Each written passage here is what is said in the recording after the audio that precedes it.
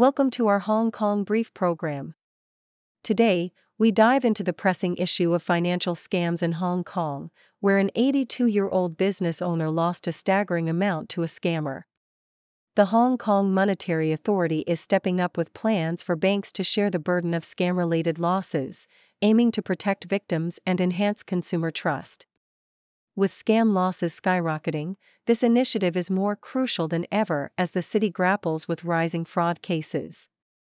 In other news, China's stock markets are on a rollercoaster ride, with the Hang Seng Index bouncing back while mainland markets take a hit.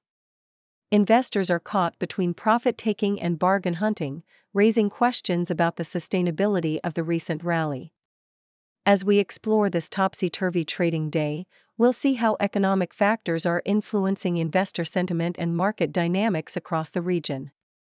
Lastly, we highlight an exciting innovation from a Hong Kong startup, which has developed an AI-powered wheelchair that can climb stairs independently. This groundbreaking technology aims to empower users and enhance mobility, showcasing the potential for tech to transform lives. As we celebrate such advancements, we also consider the broader implications for accessibility in urban environments. Please stay tuned for more detailed coverage. South China Morning Post reports on the plight of Pishu Shamdasani, an 82-year-old small business owner in Hong Kong who fell victim to a financial scam, losing over €56,000. The scam involved a fraudster posing as a supplier in the Netherlands, leading to the collapse of his business and forcing him and his wife to move in with friends. Despite his attempts to halt the transfers through HSBC and reporting to the police, he has seen no recovery of funds. The Hong Kong Monetary Authority, HKMA, is now exploring a responsibility framework for banks to share scam-related losses, aiming to establish criteria for compensation. However, the challenge remains in determining accountability, as banks may not be solely responsible for customers' actions in these cases. South China Morning Post also highlights the mixed performance of China's stock markets, with Hong Kong's Hang Seng Index rising 1.7% after a significant drop, while the mainland CSI 300 index fell 2%. This volatility reflects traders' actions of taking profits and seeking bargains, raising questions about the sustainability of the recent rally. The Hang Seng Tech Index saw a notable gain of 4.3%, contrasting with the Shanghai Composite Index's retreat. This topsy-turvy trading day indicates a cautious sentiment among investors, as they navigate the complexities of market dynamics and economic conditions. South China Morning Post further discusses the challenges facing Hong Kong's residential property market, which has seen home prices decline by 6.2% this year. Experts believe that lower financing costs and increased wealth from stock market gains are essential for recovery. With the Hang Seng Index experiencing significant fluctuations, confidence in the housing market remains fragile. Analysts suggest that while policy easing could help, it may not be enough to reverse the downward trend. The market's revival will hinge on broader economic improvements and the ability to restore homebuyer sentiment, as developers prepare to release more units to capitalize on any potential positive shifts in market conditions.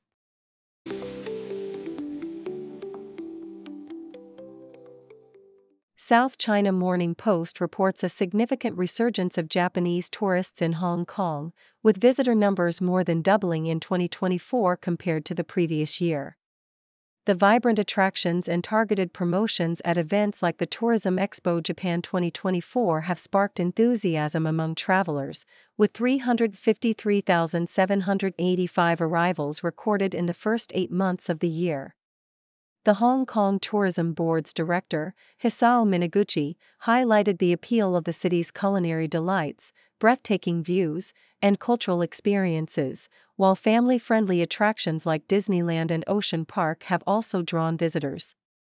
Despite this positive trend, concerns linger regarding the weak yen and a decrease in international travel among Japanese citizens, which could hinder future growth. However, the optimism remains as many Japanese visitors express their desire to return, indicating a potential for sustained tourism. In another inspiring story, South China Morning Post shares how a Hong Kong startup, Lidpet Tech, has developed an innovative AI-powered wheelchair capable of climbing stairs, addressing a vital need for mobility solutions. The idea was born from CEO Jojo Su Huafeng's personal experience with a friend's father who faced challenges due to a lack of accessibility in their home. This revolutionary wheelchair utilizes advanced radar systems and sensors to adapt to various stair conditions, promoting user independence, an essential aspect of accessibility.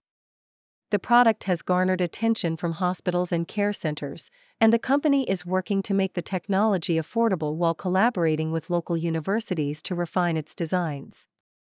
With plans to expand internationally, Lidpet Tech is poised to make a significant impact on the mobility solutions market.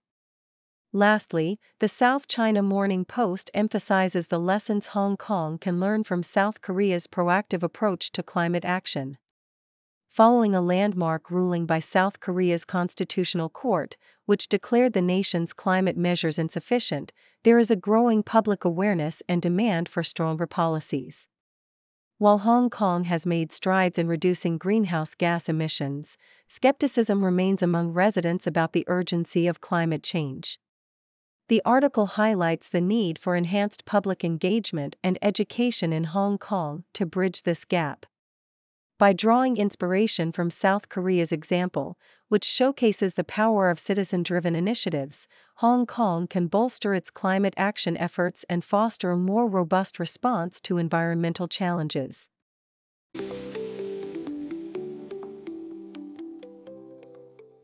The Sydney Morning Herald reports that global investors may have misjudged China's recent monetary policy stimulus, which was expected to be followed by a significant fiscal package. The People's Bank of China's announcement, which included interest rate cuts and over $100 billion in funding for share purchases, initially sparked a surge in the stock market, with the CSI 300 index climbing nearly 40%. However, anticipation for a substantial fiscal stimulus was dashed when the National Development and Reform Commission, NDRC, revealed only a modest advance of 200 billion yuan in bond issues. This disappointment sent the markets tumbling, highlighting the gap between investor expectations and the actual policy response. Analysts note that while the NDRC's role is more about planning than implementation, the need for a robust fiscal stimulus remains critical to restore consumer confidence and drive economic growth. The South China Morning Post highlights that despite a downturn in private capital investments in China, Hong Kong-based venture capital firm MindWorks Capital has successfully raised $220 million for a new fund aimed at tech startups in the Greater Bay Area and beyond. This fund, which brings MindWorks' total assets under management to $1.4 billion, reflects a growing interest from global investors in Asia, even as many China-focused VC firms struggle to attract US dollar capital. The new fund will target sectors such as cross-border logistics and smart manufacturing, demonstrating a strategic focus on innovative technologies. This success stands in stark contrast to the broader trend of declining fundraising in China's venture capital landscape, which has seen a significant drop in capital inflows over recent years. In a study by the South China Morning Post, MasterCard reveals that affluent consumers in Hong Kong are increasingly choosing credit cards that offer extensive benefits. The survey indicates that these consumers are highly strategic in their payment choices, seeking maximum returns through cashback, air miles, and shopping points. Nearly half of the affluent respondents prioritize credit cards for their perks, while a significant portion values the sense of being appreciated by financial institutions. The study also notes that affluent consumers in the Asia-Pacific region tend to adopt fintech innovations more readily than their lower-income counterparts, showcasing a willingness to explore new payment methods. Beyond financial habits, the survey highlights aspirations among affluent Hongkongers, with a strong emphasis on travel as a primary goal, contrasting with the career-focused ambitions seen in other regions like Australia and India.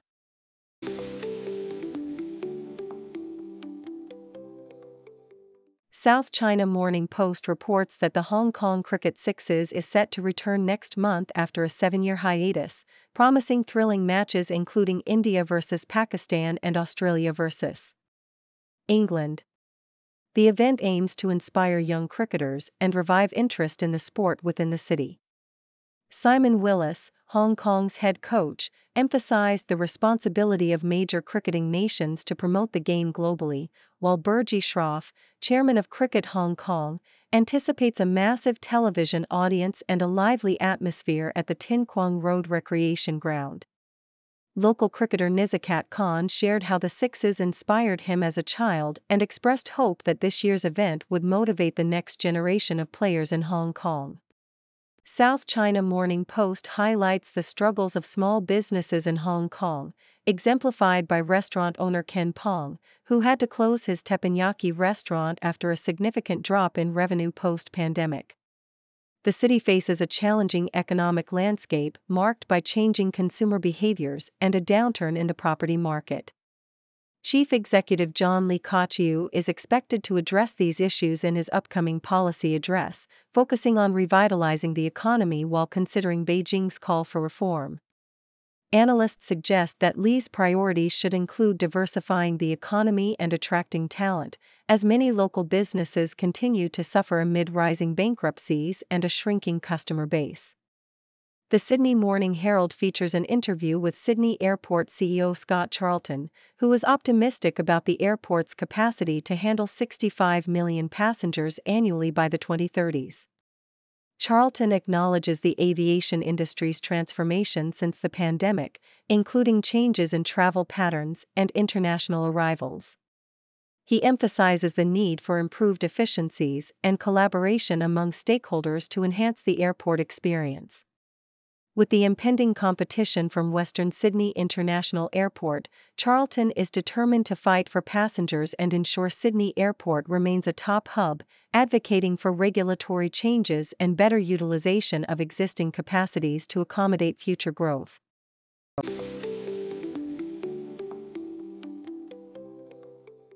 The Sydney Morning Herald reports that Sydney Airport's CEO, Scott Charlton, is optimistic about the airport's capacity to handle 65 million passengers annually by 2030, despite the ongoing impacts of the pandemic.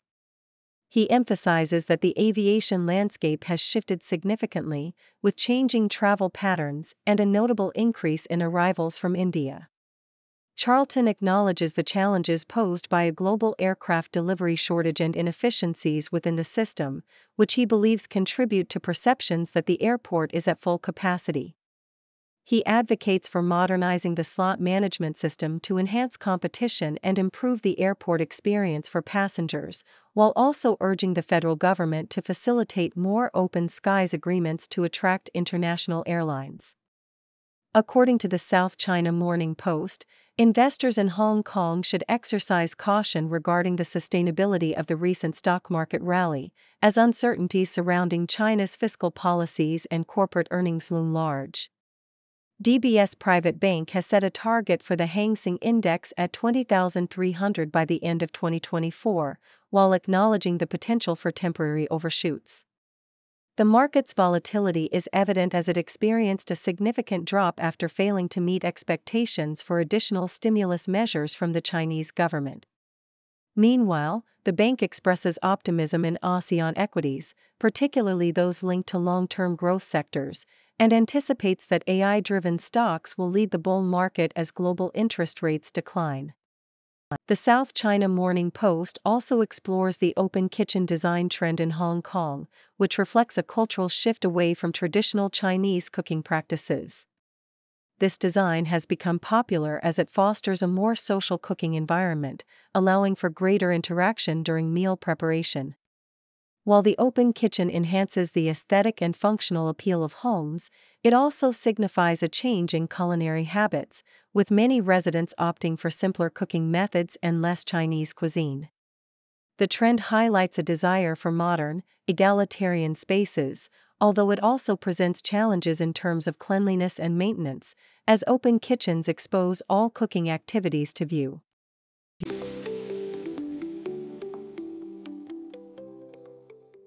Thank you for tuning in. The content above showcases the latest briefing reports and analytical synopses, thoughtfully curated by the 6Do team. These insights stem from a wide array of reputable media outlets, think tanks, government sources, and specialized experts worldwide. We encourage you to explore these sources for a comprehensive perspective. Keep in mind that while the content may not always align with the official standpoint of 6Do Brief, it's not meant to be taken as absolute directives for decision-making.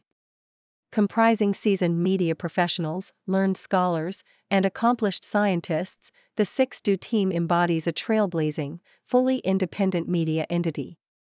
To customize 6Do Brief to meet your professional needs, you have the option to subscribe to a diverse array of briefings on our website, 6dobrief.com. Regardless of your location, you can conveniently receive 6Do Brief via email.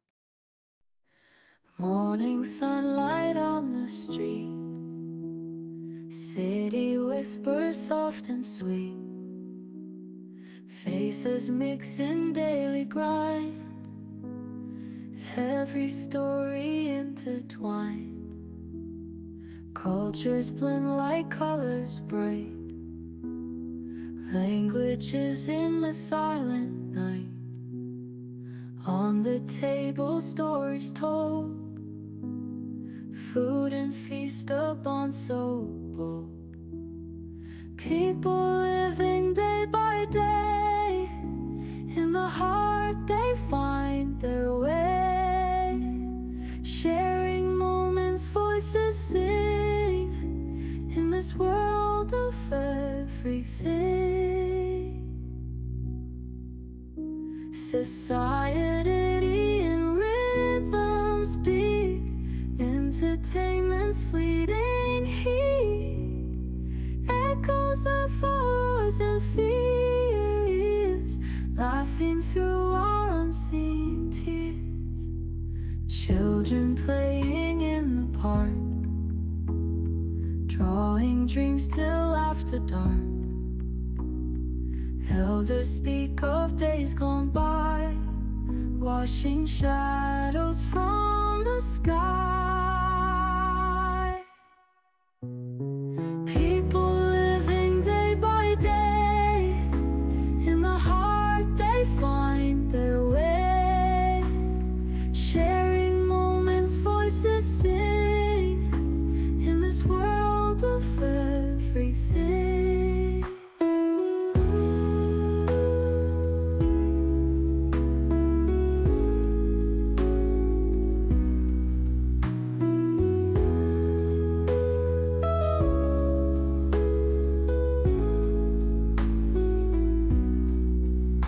Society